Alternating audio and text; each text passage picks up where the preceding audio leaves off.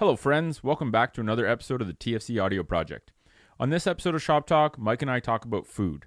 We did our first episode on the topic of nutrition a while back, and now that TFC is embarking on food education as part of our shift beyond feet and hips into the realm of health as a whole, our perspective on food is changing and in a big way. And as we learn, we want to have these conversations on the podcast to fill everyone in on the new stuff that we're reading about. We talk about food as a whole. We review what the food problem is. We talk about food-like products. We break down the ideology of nutritionism. And we finish with tips on how to identify real food, which might sound weird. You know, what else could you eat? But there really is a lot of non-food-like substances available today. And we want to clear the air on how to identify real food versus food-like products. Somewhere along the line, humans went from eating food to eating nutrients, and it's left a lot of people confused. So today is really about simplifying things. I really enjoyed the conversation with Mike and hope that you find the information beneficial in your own life. This episode of the podcast is sponsored by the TFC Foot Nerd Program, which is our effort to solve the health crisis at the root cause, which we feel is how health professionals are trained. As a newly formed global tribe of health advocates, we're leveraging a collective knowledge database that the whole community contributes to, and which helps us constantly evolve our thinking and keep everyone informed as we continue learning. People who've completed the program are then given the opportunity to make income by teaching seminars and workshops. And for more information on the program, you can visit thefootcollective.com and click on the Foot Nerd Program tab. This episode of the audio project is also sponsored by the Roasters Pack. Our team at TFC head office are big fans of coffee before 11 a.m. And this Canadian company provides a unique subscription service that delivers you 3 great coffees to your door each month and gives you the story behind each of the craft roasters that they come from. If you check out theroasterspack.com and use the code FOOT at checkout, you'll get $7 off your first month of any subscription, which starts at $27 a month, all in, including shipping and taxes, which is less than $1 a cup. And with the $7 off for $20, you got nothing to lose by trying it. So this episode is also sponsored by our travel partner, Nanook Protective Hard Cases, which we use to transport gear to and from our seminars and workshops.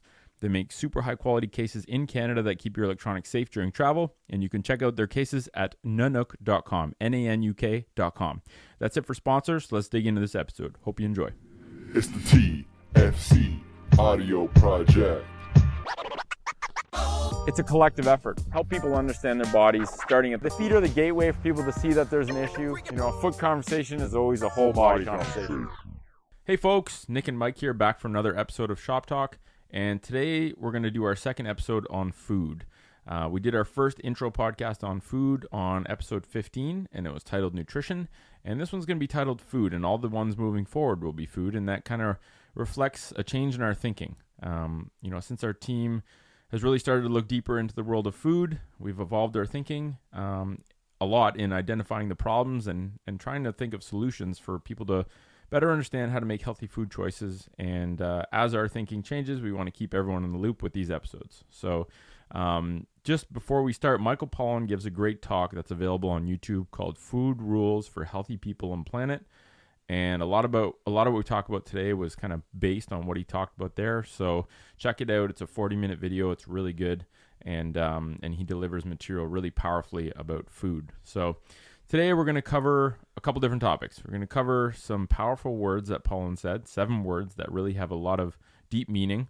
We'll cover the ideology of nutritionism, the concept of life eats life, which I think is really powerful. And we got a list of topics like the burden of digestion and the value of fasting, separating food and food-like products, but we'll see what we end up covering based on time. The big impetus for this is that there's a problem with food today. And I think the root cause of the problem is confusion.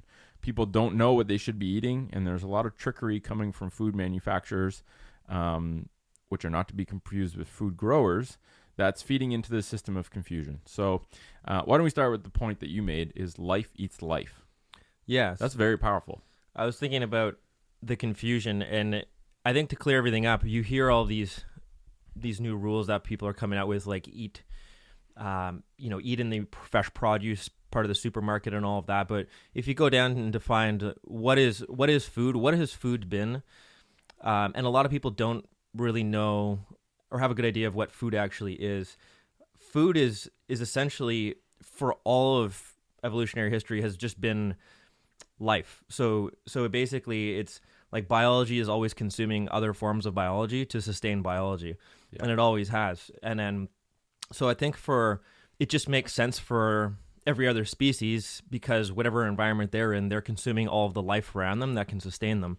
And the life that they're consuming is also consuming other forms of life to sustain them.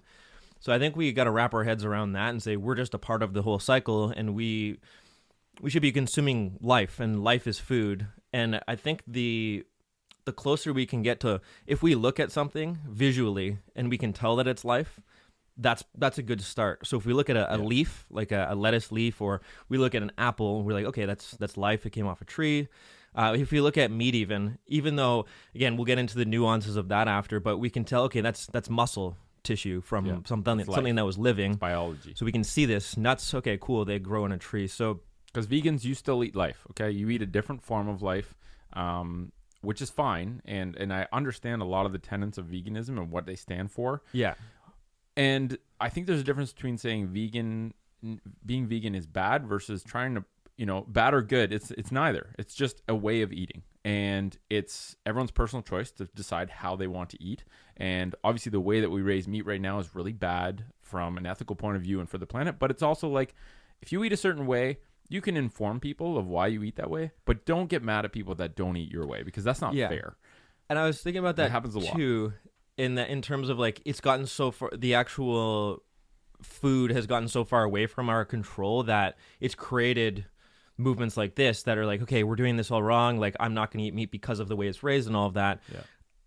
I was thinking back, and it's like, okay, well, at one point, humans are just really good at cooperating together. So at one point, I think humans realize that, okay, some people are better hunters. They're going to go do the hunting, and then they're going to share meat with other people. Yeah. So we kind of how tribe works. Yeah. So it's not that everybody has to get their own meat and obtain their own meat and eat their own meat. It's like, okay, there's certain people, but then I think it just got out of control along the way.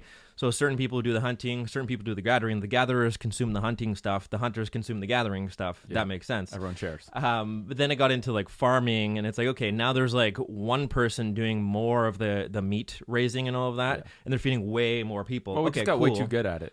Yeah, and it's like, okay, well, where does that line drawn where it's like, okay, like we accepted like the hunter-gatherers, they're sharing with their tribe of many people who didn't actually do the hunting, but then, a farmer's sharing with thousands of people, but then, okay, now like a factory farm is sharing with millions of people. Yeah. And then they're doing it in this way. So it's gotten so far out of control that we no longer know who's doing the actual raising or the hunting or the obtaining of the meat, and we don't even know where it's coming from or what it looks like and all of that. And then, so like, it's just when like efficiency and profit motives overarch like things like ethics or things like how you treat animals. And it's like anything, the pendulum swings way too far. We've gone clearly way too far in how we raise animals, and you're seeing a renaissance now of people are more aware, right? Whether it's videos or YouTube, people that are putting out videos on the cruelty that's going on. And it's swinging to the point where now people are looking into obtaining their own meat. Right? My brother bought a quarter of a cow. That cow was raised ethically in a pasture. He literally talked to the farmer, I believe, and purchased a portion of that animal because he knew where it came from and he knew how it was raised. And you're seeing people going that route. Raised his meat for him, which is fine. Yeah. Right? Because he's not going to raise his own cow. He has a job. Exactly. And we live in a weird society. He doesn't have a feed lot. He doesn't have a grass patch that he can... You're not allowed to have cows in your backyard. Exactly. But he's given his... Yeah, exactly. He's put the onus on somebody who he knows, or he's in the community, and he's able to raise that, and he's paying more for the fact that he knows more about where it came from, and it probably also tastes better, and he knows it's better for you, and all of these other things too. We talked about that, like eat less, like in terms of meat, and we kind of went off on a tangent here at the start, but that's okay. In terms of eating meat, in general, people should probably eat less meat and spend more on the meat that they do eat. Yeah. Right. If you spent the same amount on meat, but you ate half as much of it and spent twice as much to know where it came from and that it was quality meat. Because guess what? If you eat a steak and it's really cheap and that animal its whole life was fed shit, was fed food that's not natural for it to eat just for the sake of fattening it up, was under stress the entire time, you're consuming all of those negatives, whether you call it energy or whatever, but all of the stress, all the hormones that had to be given to that animal to reduce their stress or stop them from getting diseased, all the crap food that went into their tissues, you're consuming that. So yeah, you can get a steak for really cheap or a piece of meat for really cheap, but there is a cost to the cheapness of that meat, and it is that that's not healthy meat. You cannot disconnect the health of the food from the health of the food chain that produced that food. Exactly. This is what people need to realize. On that note, another thing I've been doing recently, like there's an egg company or egg farmer that sells eggs in the grocery store, and they have like this same company has like 4 or 5 different levels of eggs that it goes from like cheap, and then they don't say anything on it, just like eggs, extra large eggs, and then it goes into like nest laid eggs, and then it goes into like free range. Like there's different categories, and then there's some weirdness going on there too. It's interesting, but I was like, why is it like $1 more as we go up in level? Like, what do they do? And then I looked into it, and underneath the cover they explain, okay, here's what they mean by that. And it's like, okay, these chickens are raised in an environment where they can roam free in like so and so square footage yards, and they can like graze on this.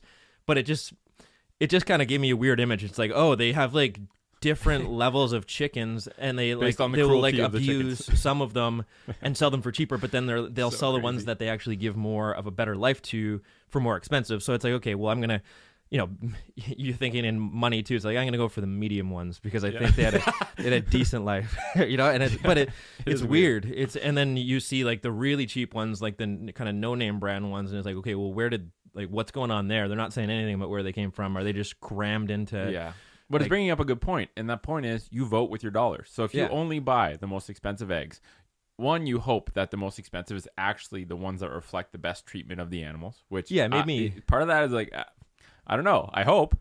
Exactly. But it's also, that's how you vote on what you stand for, right? You vote with your dollars based on what you agree with in terms of the treatment of animals, and I think that's a powerful thing. If we all paid more for the food that we eat, especially the life that comes directly from other living sentient life forms like chicken, like animals, if we paid more for our meat, we would probably essentially create a change to basically we're voting that meat should be harvested in a more ethical way.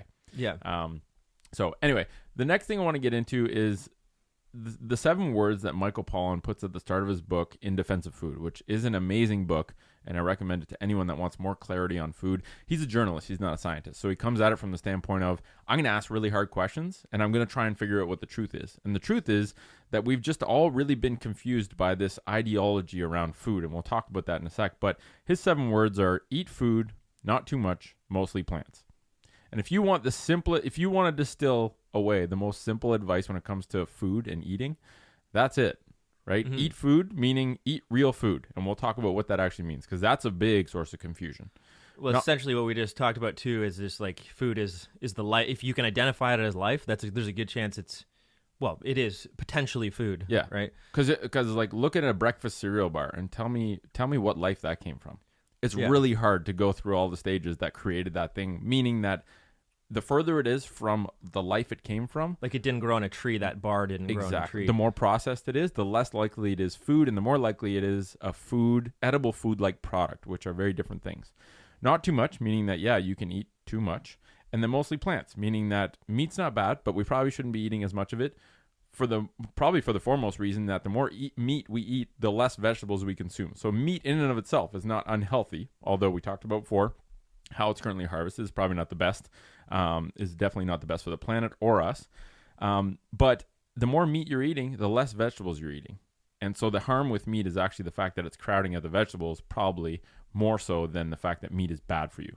So eat food, not too much, mostly plants. The not too much part too can be broken down, and I heard him saying that different cultures have different ways of looking at this and different sayings that go back to ancient tradition. But a lot of it is like and I'm guilty of this too, and I will still feast a lot. But I think during the week, I've just identified like, okay, on the weekend, I'll just kind of go off the rails a little bit and I'll have a feast or two. And, but I'm happy just, again, if you eat and it just takes away the feeling of hunger, that's good. As opposed to to producing the feeling of being stuffed. Yes. There's a difference between taking away hunger and producing stuff. And that's a cultural thing. And the feeling of being stuffed is actually not pleasant. It's actually not pleasant at all. It's like you're very sluggish. You can't move very well.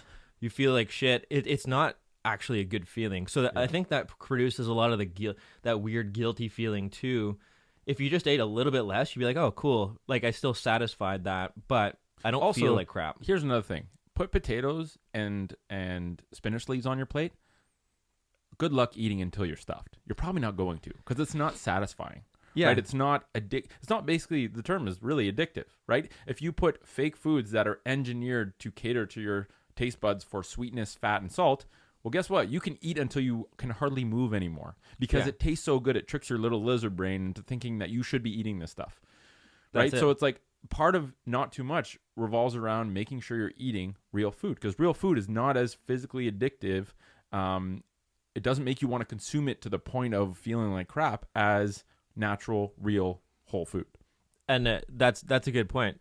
And I think you need to be creative with what foods you're eating. And I was telling you before, I've always liked beets when I get them in like restaurants, like a beet salad. So I'm like, why don't I just start making like better beet salads? Yeah. And so just again, I was surprised at how cheap beets are. It's crazy. And you can I get a massive, like 3 different bags of 3 different beets, cook them up, boil them up, chop them up, and I can eat like 4 like huge bowls of it, and that cost me like $7 total, so probably like $1.50 each, and I'll just put some cheese in there, like goat cheese and some arugula, and I put some jalapenos on it the other day. So, but again, it just tastes amazing, and I'm actually full from that, and I'll eat that with a little bit of meat too for dinner and stuff like that, but. Like $1.50, I'm stuffed from it. It tasted amazing, and So things that taste good and are good for you don't have to be super expensive. No, it's And not expensive. It's not that hard to make real food taste good. You just have to know how to do it. And we have this disconnect with like home ec. Teaching people how to cook is like this lost art that I think we stopped teaching in high school. I didn't learn in high school. We cooked like a carrot cake one time. That's all I learned in high school about food. Why don't they just teach us how to identify certain vegetables? What are the beneficial elements? How do I look for food instead of food-like products? Like a basic amount of education in high school would go a long way to making sure everyone eats better. It's funny how we think of the courses that are to be jokes that are the ones that are the most. It's like gym class, home ec, shop class. Like these are like real skills, but we think, oh, the most that's just a powerful joke ones. class, right? Like it's not gonna. But no. Those are like the actual only classes that might be directly beneficial to your life, depending on what you do. Yeah, and then like math and long division are the really important ones. Oh, Yeah. P.S. You have a supercomputer in your pocket. Long division is a relic. Yeah. Let's reevaluate what's important. All that for math people. work is probably only relevant to 1% or less I would of say the less. people. Yeah. Like we know one of our friends, but it's like it's not relevant at all. But even his level, the level that he's on is like quantum mathematics. I don't know if high school calculus is really that. Maybe it is. I don't know. I'm misinformed. paved the path for him, but it's like it was only meant for him Yeah, and nobody else. exactly. So And then the anyways. important stuff, like learning about movement, that's going to affect you for the rest of your life. Learning about food, learning about sleep. Oh yeah, we don't have to talk about that stuff. Like let's do real Those are just education. Let's joke talk about. classes, yeah. Let's make people do religion. Let's make people do math. Let's make people do civics and careers. And like, are these courses really relevant for later life? Like, what is the purpose of high school? It's probably to prepare people for life. Like Olivia said this the other day. School should be. She's got problems with the brakes on her car. And she's like, why do I know nothing about cars? Like, I don't know what's happening right now. And she's trying to budget for when she's starting to work. She's like, I don't know anything about money. Like, why don't we learn money and cars? Everyone's going to have a car. Everyone's going to have money. No one knows about this stuff. And she was just like bringing up in a comical way, bringing up very valid points. It's like, yeah, why don't we teach the basics of credit cards, the basics of mortgages, car payments? Like, those are real things that affect everyone almost, and that we learn nothing about. It's like you get a crash course by doing it and messing up. Yeah. So anyway, well, food. This ties into the next kind of good point is food. And I heard Gabby Reese say this on the Joe Rogan podcast, and she basically broke down food or things that you eat into food and fun. Right? Like food is a piece of broccoli. That's food. It's life. You know where it comes from. It's a plant that grows. And then fun would be something like a bagel. Right? And a bagel is a whole lot of fun. It tastes great. It's a lot of mouth pleasure. But we can't confuse that with food because it's not food. It's fun. And if you break things into categories of food and fun, all you have to do, and put it this way, it's okay to have fun once in a while. Okay, don't beat yourself up for having a little bit of fun. It's okay. But when fun replaces food for you, you start to run into problems. And so knowing when you're having fun and when you're consuming food are important distinctions to make. And I think that life eats life, and trying to figure out how far removed is what I'm eating from true life is a really powerful way to help to make that distinction. What are how many steps are it away from that? Yeah. Like how many machines has it gone through and all of that? And the other, I think I heard this from, I think it came from Quest Nutrition, but they came out with the saying cheat clean. Mm-hmm. I kind of like that too, because it's like you can go to a burger joint and eat there and get like a large fry and a Coke and all that. It's like, or you can go to the store and buy some meat, make your own burger with whatever you want in it. Buy a bun, make a salad with it. You can have something that tastes amazing and you can feast on it, and you could consider it like a quote unquote cheat meal, but you're still cheating much cleaner than going to McDonald's and stuffing your face with like 2 Big Macs and a large Coke. Mm-hmm. So I think even the word cheat brings up a good point. So Mike Pollan talks about this thing called, basically a condition called orthorexia, which is basically defined as an obsessive behavior in the pursuit of a healthy diet. And it's one of these things where even the word cheat is a really good reflection of our obsession with always eating healthy. And what he says is, it's very ironic because the people that are most obsessed with healthy eating are actually the people who suffer with the most diet-related health problems, right? People in North America are the most obsessed with the health of their food. They are, hands down. Yeah. Go to France. People don't really care about how healthy their food is. They just eat food. They savor it. They actually get pleasure from eating food. They look at food in a totally different context. And, something's definitely wrong here because we're not cluing into the fact that the people that obsess most with the health of their food are the people that have the worst relationship with food and are most unhealthy because of their food. So what's going on? And I think it brings us to the next point, which is this ideology around food that Pollan calls nutritionism, right? Which is not to be confused with nutrition, because the ism designates that it's an ideology. And it's basically this set of beliefs or these unspoken assumptions that organize our experience. So most people don't even realize that they've adopted the ideology of nutritionism, but we have. And let's break down a couple of the points. And, these are points that basically people just assume to be true, but I think deserve to be contested because they're not accurate and they haven't been around for that long. But if you accept these tenets of this ideology, then you automatically are going down the wrong path with food. So the first tenet of the nutritionism ideology is that the most important thing about any food are the nutrients that it contains. So food is basically brought down to simply a nutrient delivery vehicle that we eat in order to give nutrients to our body with no other purpose. Have you ever seen a nutrient before? That's the thing. I've never seen a nutrient. Why? Because they're invisible. Yeah. And so if only scientists can see nutrients, and that's all of what you're basing your food choices on, then you automatically have forfeited your ability to decide what to eat to having to talk to an expert that knows what these nutrient things are and what nutrients you should be eating. Yeah. That's a big problem. And you have to go back up a notch and say, like broccoli, for example, like it contains a lot of good stuff, but you don't need to know what exact nutrients it contains. You don't need to know, like it just... Exactly. You just eat it and then you're tired of it, so you stop eating it. Like that's what you need to know about it. And then the other piece of that, like he was bringing up the example of like when they were creating baby formula and they just took like a piece by piece, like a piecemeal approach to it. We're like, okay, we should put some fat in it, we should put some this and that. Yeah. And they forgot to identify like the actual vitamins, so then they added that in. But it was just like, what outcome beats that? It's like, well, like breast milk competes all of that. And it's way better than anything they've ever come up with in the history of science. So that's a good example of, the problem with nutrients is that people stop eating food and they start eating nutrients. They look past the food because here's the thing. If you engineer some weird substance, let's take margarine, for example, because that is the most crazy, I think, food-like product because it can change its identity every 6 months based on the new nutrient fad. If all you're doing is focusing on nutrients, well, all of a sudden processed foods can be more quote unquote healthy than natural foods because you can put whatever nutrient of the month is trending or has been proven to have some sort of benefit into that food and say, well, this weird food that we engineered, this goop that is really just vegetable oil with a bunch of weird shit that we think is good for you added in, is actually better for you than broccoli because it has these nutrients. But that's just broccoli. Broccoli doesn't have a team of people lobbying for the fact that it's good. And guess what? It has beta carotene in it. It has all these different nutrients, but it has a lot of stuff we don't even know it has. And that stuff might be the most important stuff. Like, and the mix of stuff. It's like science has a bad track record when it comes to this. It's like the sunlight example we were talking about yesterday. It's like, is it better to take vitamin D pills or go out into the sun for 20 minutes? And you're going to get much more benefit from going out. And why? It's like, well, we've tried to break down, is it vitamin D? And it's like, yeah, that is a component of it. But when we eat a pill, what's happening?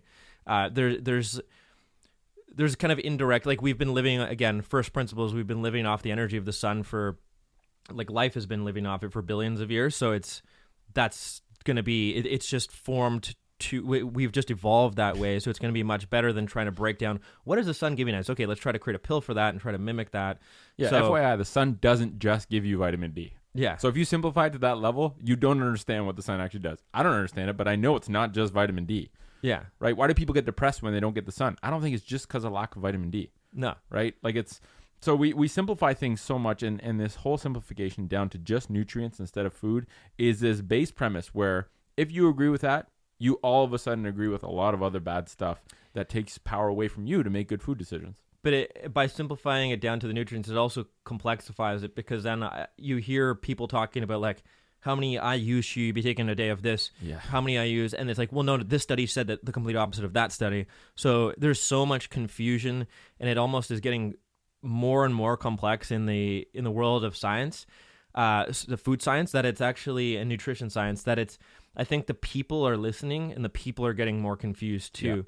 Yeah. Whereas the people shouldn't be, like, it's okay for the scientific realm to be investigating what's going on behind the scenes in terms of food, but it shouldn't be carried over to the lay people and then confusing them and causing corporations to build things that, like, it's just, those two entities should be separate. And to exercise, you don't need to know the mechanism of how your mitochondria generate ATP. Like, you just don't need to know that. You can just exercise. You don't need to know every single nutrient, what's good or bad for you when it comes to eating food. In fact, knowing that, based on orthorexia, actually breeds a lot of problems, because you instantly, instead of looking at broccoli as something to consume, you're like, oh, I wonder if it has this nutrient. I wonder if it has too much of this. It's like, well, no, it's life. You're designed to eat life. There might be certain foods that you don't agree with, that your body doesn't agree with. And part of that is just taking ownership for feeling how different foods make you feel, right? We've gotten disconnected. Every time a problem happens, we think our doctor has to tell us what the problem is. It's like, well, just get back in touch with your body. If you eat something and you feel like crap and you poo terribly, well, guess what? Your body probably doesn't agree with that. Let's move on to a different food source. If it's highly processed food, well, guess what? Most people's bodies don't agree with things that were made in a factory, but we do agree with things that were life at some point. I think a lot of people are just, their baseline feels just not that good, so it's hard to distinguish. They almost need to strip it down and figure that out. I think that was for me. I realized I wasn't feeling good. You only realize that once you start feeling better. Yeah. It's hard. And it's multifactorial. It's like, well, if you sleep like crap, that's another factor. Yeah. So it's hard to isolate variables. And I feel for food scientists, right? Like, I said they have a terrible track record. They do. You know, they say, you know, the phase that they went through where, like, fats are bad. Well, guess what? We all got really fat when we stopped eating fat, because it got replaced with sugar, and that made us really fat. So people still it's complex. Believe in that, as we've talked about. People still choose the low fat because it's so subconscious. And it's like my mom will still do that. I'll see like the low fat, like whatever, sour cream or something. It's like, why did you choose that one? Oh, like sometimes it's like, I don't know. Like, and it's like, was it because of the low fat? Like, this tastes disgusting. And it's the myth of eating fat makes you fat is so crazy. Like, at the start of that Pollen Talk, that YouTube video that I mentioned at the start, he has yogurts, and he talks about how the one that's low fat, unit for unit, has double the amount of sugar than Coca-Cola does. Because when you take the fat out, you have to put something in there to make it taste good, because taking out the fat makes it taste like shit. And you just load it with sugar. So the whole low fat trend was essentially the sugar blast trend. And it's, you know, part of it is these entities, these lobbying entities around sugar. Like, sugar has a bunch of people that go to government and lobby for certain things to be able to be approved or not to be disapproved, right? When we realize sugar is dangerous, if you say that, well, guess what? You're not the person talking to the person making the rules, but these people that get paid by the sugar companies, they have a lot of influence, and this is part of the problem. And so, I think just educating the public is the solution to this problem, because it doesn't matter how much they try and trick you into eating sugar, because sugar's in everything now. If the public is well informed and understands how to distinguish between food and food-like products, the sugar lobby cannot put sugar in broccoli. They cannot put sugar in meat, right? And so if you know how to identify and then they can't food, brand it as such. They can't say low-fat broccoli. They can't say this contains vitamin so-and-so in high amounts or omega-3s. But so it's just, and people need to vote with their dollar, like we said before. And if enough people start voting with their dollar, that's what will dictate things. Another problem that develops because of this ideology is that it essentially, when you make it all about the nutrients and you start to play favorites with good nutrients and bad nutrients, you create this duality of good and evil, right? Humans love this. We're very tribal. So when you demonize a certain nutrient, there's almost always a nutrient on the flip side that's like the savior, right? And when you see, here's a big red flag for me when it comes to food. When you see two extremely smart people in the world of food, scientists or really well-spoken, good thinkers, go onto a podcast and argue about what's a better way to eat food, like, that's a problem. Like, they're focusing on the wrong stuff. If two really smart people are arguing and they're not even focused on finding points of agreement, you can tell that they have some sort of personal connection with the way they think about food, which turns into an ideology, right? Or they're using the science that they have stumbled upon and gone into to formulate their opinions on that too, because there's so much science on it that you can say, okay, well, I've analyzed these 100 studies and they've pointed to the fact that I've made the conclusions based on these, that this is the way we should be eating, because it all says that. And then the other person's like, well, no, I also have all these scientific studies that actually say this. So then those clash, and it's like, okay, you both have a lot of studies that say certain things, and you've both formulated opinions based on those studies. You know what that says? But science doesn't understand nutrition. They don't, because it's so friggin' complex. Well, they understand again, isolated bits of it, but they don't understand. But science is just, again, like we pointed to in that previous podcast, it's just little things that they can tell us. It doesn't tell us the whole story behind it all, and it's up to people to figure out their own story behind it all. And I think that's what these people are trying to do. They're trying to use the science to formulate the story, which is good. But I think the simpler story is what we're going for here. Yeah. The simpler story of what did we eat for, like, what got us here, like what it, and where did what you're putting in your mouth come from? Do you know where it came from? How many steps it took to get there? Because the more steps it takes to get to the point where it goes in your mouth, the least likely it resembles actual food. Because guess what? The more science that comes out too, the more confusing it's going to get. Exactly. It's not going to get simpler. We want to simplify things because, and we're going to finish off with talking about just like simple tips for identifying real food. So we'll talk about that at the end. And one of those tips actually happens to be, don't eat any foods that are making health claims. Because guess what? Broccoli can't make health claims. And if it makes health claims, it's probably got a package. If it's got a package, there's a higher likelihood that it's been processed. And it's further away from being real food. So it's just like really simple. Like to say eat food seems almost silly. It's like, well, duh, obviously eat food. What else is there to eat? Well, guess what? The majority of what you find in your supermarket is not actually real food when you look at the definition a bit more deeply and say, like, food is life. Yeah. And at first order life. Yeah. Not life that's been broken down in 5 stages over time. Exactly.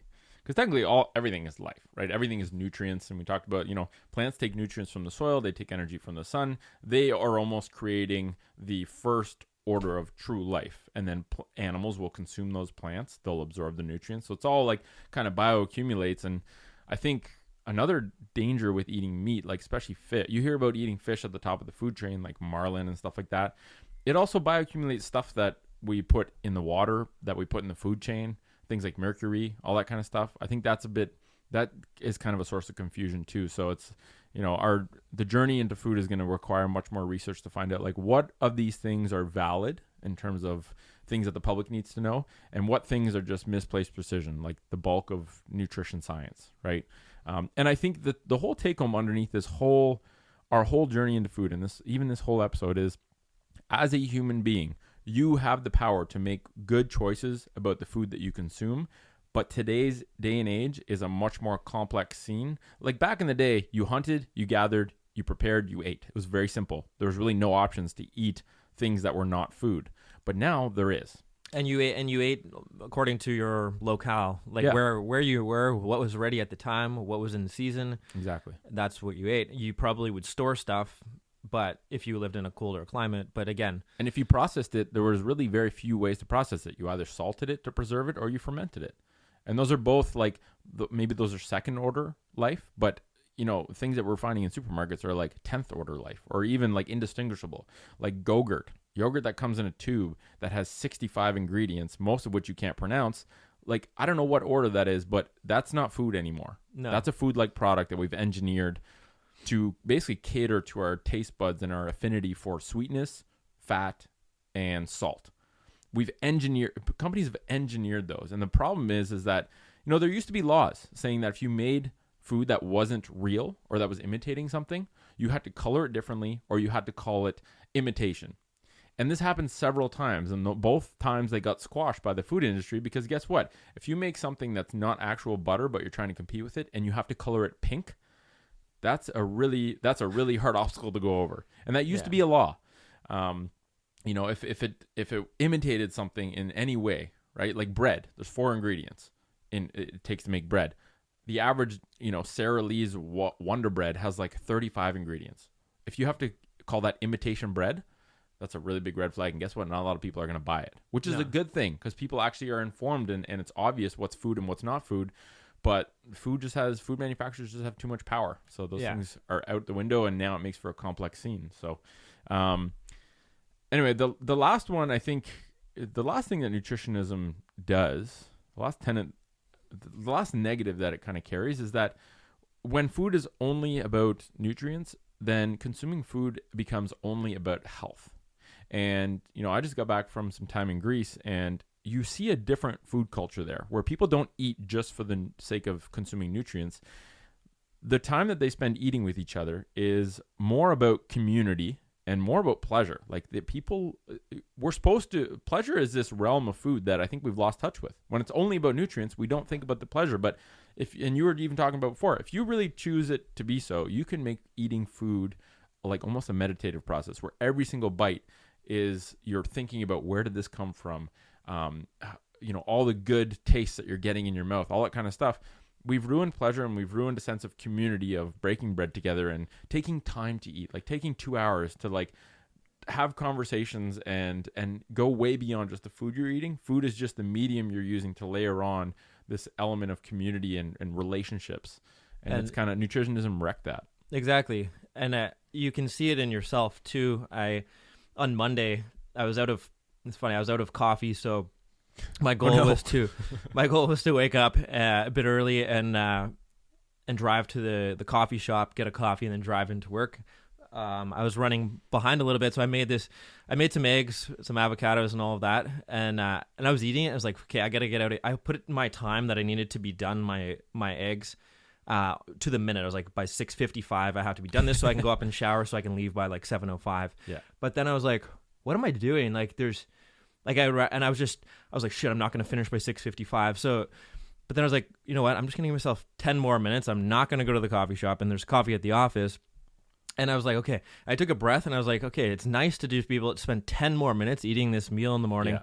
And it was like, holy shit, what was I doing? I thought that was normal behavior, but it was so abnormal. I was going to rush my meal so I could rush to the coffee shop so I could get some fuel to ramp my system modern up. life. So I could go in and get my coffee. So it's like, holy crap.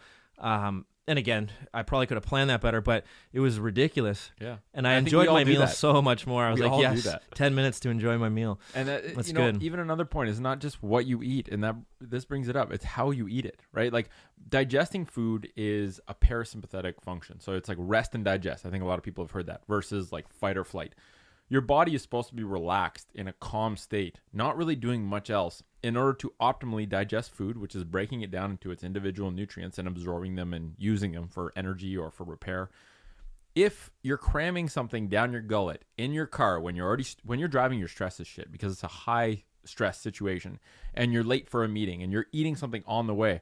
Well, guess what? Getting indigestion doesn't mean you're sick. It means your normal It's what should happen because your Yeah. body's not thinking about digesting food. It's thinking of fending off the lion it thinks you're running from, which has been triggered by the stress response of driving a car and being late to a meeting. So it's not just what you eat, it's how you eat it.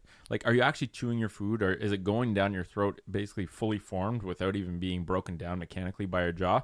Is your body in a state where it's ready to absorb nutrients and in this kind of like relaxed state? I think it's something we lose too. We just It's always like- are in a rush. Exactly. You could almost say, like, people are like, oh, I don't have time to meditate. Well, turn eating into meditation for a Yeah. little while. Spend a little longer, devote a little more time to it, and then just be aware of what you're doing and how fast you're consuming it, and give yourself a chance. I think just giving yourself the time. I almost feel like a lot of people, myself included, think that like eating, we're so crazy in like eating is time spent not doing other productive stuff. So it's like, I Yeah. got to eat quick. Yeah. It's so crazy. And you appreciate when you go out for a meal with friends and you're like, but maybe it should be like that more often. We're not saying take 2-hour meals at every single meal, but there's a component of that. It's nice to relax a little bit. For sure. It's going to And be better for your health. you got to set the stage for your body to be able to efficiently use that food. And I think also another thing, whenever someone says, I don't have time, really what that, that those are the words they speak. When it goes into my ear, I really hear I'm not prioritizing that. Yeah. Because that's what it is. When someone says I don't have time to do 10 minutes of movement every day, that really says I don't prioritize movement. That's really what it Your is. current Because situation doesn't allow, the way you've set things up doesn't allow for it. So it just Yeah, means you and- need to and go like in take there a and journal change of it. what you spend your time on. I guarantee you're spending way more than 10 minutes browsing Instagram a day or Facebook or whatever, watching Yeah. Netflix. Like, don't tell me that. That's not a fair thing to say, that you don't have 10 minutes to spare during the day to sit down and be with your own thoughts, because you do. Wake up 10 minutes earlier. Go to bed Yeah. 10 minutes earlier. That's bullshit. It's a cop out, and it's not like people just have to, I'm trying to learn how to bring that up to people in a way that doesn't put up barriers. Because if you like call them on something, then they automatically have a fear response. They put up walls. It takes away trust. But really, people have to understand that when you say I don't have time for this, it really means you're not prioritizing it. And so what are you prioritizing? Mhm. Right? And when it comes to priorities, we talked about this before, how much money people spend on food. Yeah. Right? I don't think you have the numbers with I think, you, but well, for the average American will spend about 9.5% of their income on food in the U.S. And the numbers on the other countries, that's the only stat I have, but other countries tended to be France was in like higher. the high teens, right? Yeah, so they were. So it was almost. I think it was America was the lowest on food. So that brings up the question: how much do you know? Do you know how much you spend on food, or how much are you willing to spend on food Yeah. versus other things? Would you rather feel better, eat better, and all of that, or would you rather have more stuff? Yeah. And I think there's this People spend more on their competition. iPhone than they do on what literally sustains life in Yeah. their body. And it's hard to get over that hump because you go to the grocery store, you're trying to search for the biggest deals, you're trying to, and all of that. But I think just giving yourself the go ahead to spend a bit more on food, Yeah. that you will thoroughly enjoy, that you appreciate, and that will actually serve you more by being healthier for you, will go a long way. And I'm in that transition right now, trying to do that. And it's tough because whenever money is involved, you're like, we've been just trained to think about money in terms of, but it's like when it gets in the way of health, it's tough. And everybody will bring that up, the money thing. Well, it's easier to eat cheap food. And yes, it is. But you can devote a little bit more money to it, or you can also figure out ways that both can meet in the middle, like the beet example like I talked about. Yeah, and like I think I spend more money per unit of food now, but I eat less food in general. And that's just what works for me. Like, I really don't eat during the day. I eat I have coffee in the morning. I might have a couple nuts for snacks. Some days I'll eat if I'm really hungry, if I'm do like an intense bout of training, or if I'm doing something that burns a lot of calories. But in the evening, I eat, and I spend, because I'm eating less meals during the day, I just spend more on that meal. And it's not for more food. It's usually for better quality food. And I think, you talk about how Americans spend 9% of their income, and people like in France, for example, might spend 15-16% of their income on food. The interesting thing is that the Americans are actually eating a lot more quantity and density of calories. So if you actually calculate how many calories they're eating, I guarantee Americans are eating much more calories despite spending much less money, which all it means is that you're eating way cheaper food. Yeah. Right? And cheaper is not better. You're right. People were so zoned in to trying to, I want to find the gas station that is 2 cents less per liter. Yeah. Unfortunately, it doesn't work with food because there's no floor on how cheap you can eat. The problem is you don't immediately see the consequences of eating that cheap food. Like if all you ate was crackers all day, you'd probably spend very little on food. You'd probably live. You would live. You'd probably be super nutrient deficient and have a bunch of problems, but you would live. And the problem is that the negatives that you feel from that don't immediately ring into your head as it's because of the food you're eating. It's and you can live and you can actually be full. You can eat pasta and you crackers. probably eat a lot of them, but yeah, I mean, it's just we need to care more about the quality of the food we eat.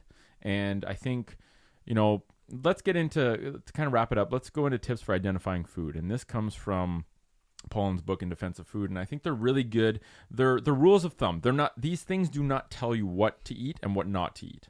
Well, actually, they do kind of tell you what not to eat. They tell you the things to avoid based on these kind of red flags. So I think, we always want to try and finish this podcast with helpful tips that you can apply right away, and that can be actionable. So, and I'll list each one and we'll kind of riff on it real quick. The first one is don't eat anything your great-grandmother wouldn't recognize as food. Or another way of putting it, if you want to be extra safe, don't eat anything our ancestors from 1,000 years ago wouldn't have eaten. That's an interesting one. I mean, that takes Go-Gurt and Eggos and Lucky Charms out of the equation. But I think if you think of it in that way, and why great-grandmother? Well, probably your grandmother was probably part of the phase of confusion as well. So it's better to go back more generations. But that essentially helps you, it's just a quick mental cue of, would people 1,000 years ago have eaten this? Well, if you're buying a steak, yeah, they probably would have. If you're buying kale or you're buying spinach, yeah, that was around, Yeah. But, Rice Krispies, well, those probably weren't around. No. You know what I mean? So it's an easy, quick reminder to basically, because all these things are really, all these tips are there to help you identify real food from food-like products, which are very different. Second one, don't eat anything incapable of rotting. This is a big red flag because a lot of, if something never rot, if you've had something for a year and it's not showing any signs of mold or anything, not even bacteria can eat that thing. So it's probably just a pile of chemicals that were designed to last perpetually so they can be on shelves forever and never go bad. And it's probably not real food. Back to the life thing. Life will decomposes. Yes. If it doesn't decompose, it's probably not life, or it's really far from the life it originally started as. Third one, avoid food products containing ingredients that are A, unfamiliar, B, unpronounceable, C, more than 5 in number, or D, include high fructose corn syrup. So avoid foods with ingredients that are unfamiliar, unpronounceable, more than 5 in number, or have high fructose corn syrup, which that last one is going to bring up the red flag for a lot of things when you read the back. 4, avoid food products that make health claims. We talked about this before. If it makes health claims, it's probably got a package. It's probably got a company behind it. And like in his book, it's so crazy how loosey-goosey it is to make a health claim on something. The FDA really doesn't, they're not doing due diligence. You can say, oh, this is good for your heart. Like when Doritos are able to make health claims on chips, something happened that isn't good. And this is like literally happening. It's so crazy. And then 2 tips at the end. Shop at the peripheries of the supermarket, because a lot of grocery stores or supermarkets are kind of conventionally laid out in the same way, where the middle aisles contain a lot of the processed foods, and then the perimeter, like the walls, you have fresh food like dairy, produce, meat, fish. And I think that's literally just for the economics of being able to unload things quickly that are quickly going in there. Yeah. So shop at the periphery instead of the center. And the last one is, whenever possible, get out of the supermarket. So that can mean find and go to a local farmer's market, right? You're not going to find high fructose corn syrup or packaged foods there. You're probably going to speak to the farmer that grew that food. It's real life. It was probably picked the sooner you get fruits and vegetables or meat after it's been harvested, the better nutrient density it has and the better flavor it has too. People don't realize that. If you pick a tomato and eat it, it literally tastes extremely different than the tomato that was harvested a week ago from Mexico that was shipped here. Like, it makes a difference. If you want to, like fresh strawberries, or me and Liv were eating fresh peaches the other day. The peaches are good right now. Oh my good gracious. Though it's better than any candy that you can have. That's what I realized on the weekend. Crazy. I was actually going to go to Muncians to pick up these like dilly bars. Monsign's is a grocery store here. And I was going to pick up these like ice cream bar things that are amazing too. But then I realized that I had the peaches that I had bought earlier in the week. And Yeah. I told my brother, I was like, dude, those peaches are sick. Like, don't you think that the peach would be like better than that right now? He's like, oh, fuck that. Sorry. That actually would be more appetizing right now than one of those bars. So we didn't actually go to the store. And the peach was actually more appetizing. As soon as we thought about it, we're like, wait, the peach is the dessert. Yeah. Okay, cool. And then we changed our plans. But it was. Those are amazing. They're like those fresh. Man, in Greece, fresh produce comes every day, gets delivered every day.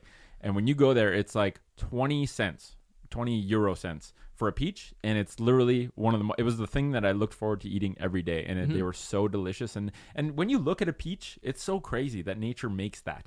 Yeah. Like, we won't They're get too deep delicious. into that, but basically that isn't a fruit a way for a plant to trick an animal into eating it and spreading it? Yeah. Is that what it's for? Yeah. What the hell is designed to eat a peach? Like, what animals is that catering to? Because the pit in that thing is massive. Do they just eat the whole pit and like shit it out? I think Or- so. Or I think do that's they the purpose, isn't or it? if you like theoretically if you picked a peach Yeah. and then like walked away and ate it and then like threw the pit, True. that could grow in another area. But is it adapted to target humans? That's what I'm asking. I try to think Probably. of like, what animal is this thing probably targeting? humans because you could take it and other animals probably. Yeah. But if you I don't think you just need to eat the pit. Yeah. I think you could just throw it away. Because I and was it would eating a spread. fig and it has these tiny little things in it. I'm like, okay, if a bird ate that, it would crap it out and a plant might grow there. But anyway, and then, so those are the 6 tips in terms of identifying real food. And that's really the whole premise of this whole podcast is food is life. Life eats life. The further removed what you're eating is from when it was life, the more processed it is and the less likely it is to be actual food. And Yeah. if people are able to understand how to identify food and how to contrast that with identifying food-like products, which are not food, do not confuse them with food, although the food industry does a really good job at trying to make them not only get confused with real food, but actually it does a really good job at making it seem like they're superior to real food because they have all these nutrients that we're supposed to have. So we need to get back to eating food instead of eating nutrients. We need to bump ourselves out of this nutritionism mindset where it's all about the nutrients, because it's not. It's about eating healthful food. It's about enjoying the food you're eating. It's about having a sense of community with people that you're eating food with, not rushing when you're eating, right? Actually, like giving your body a chance to get into the mode of properly digesting that food. And food is something we're continuing to learn about. Like, we don't know very much about food. And I think coming at this from a non-nutrition specialist perspective is actually very powerful because it allows you to really filter through the crap that's been layered on to this very complex world that in reality is really simple. Like, Yeah. we're the first like group of humans on planet Earth that have ever not known what to eat. It's like the most fundamental basic thing, and yet we're confused about it. So we're going to do more episodes on food in future because it definitely is something. I mean, it applies to us personally, right? If you have no knowledge about nutrition, but you're a human and you have a scientific mindset of figuring things out, right? Trying to search for the truth. Guess what? You can do a really good job at understanding food. If you take a mindset of, when I eat this, I don't feel very good. This is not food. It's actually just a food product. Like, you can take back a lot of power and control over making good food choices by just being better informed. And that's our goal with going into food, is make it simple for people and be the people that investigate and ask the questions to try and find out the truth and get rid of all the crap that's been layered on. So anyway, we hope you enjoyed that episode, and we'll catch you next week.